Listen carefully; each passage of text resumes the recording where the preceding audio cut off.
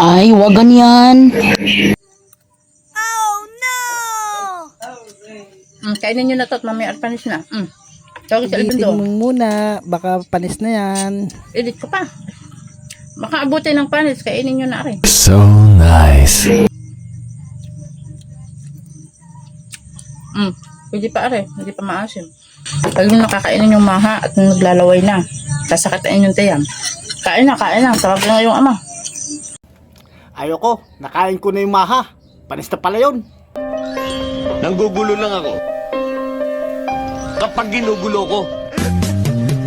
Di ka man lang nagsil, di ka man lang nagsiha, pinabayaan mo ang iyong